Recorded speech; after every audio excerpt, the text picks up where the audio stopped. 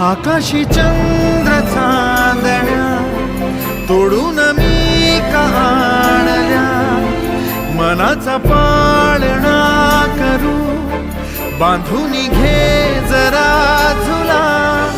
डोळ्यात तूच साजणी सुखाचा स्पर्श तू नामा,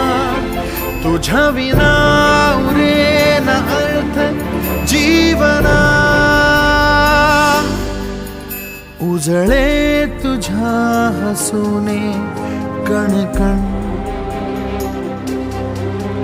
अन चंद्र हे हातीचे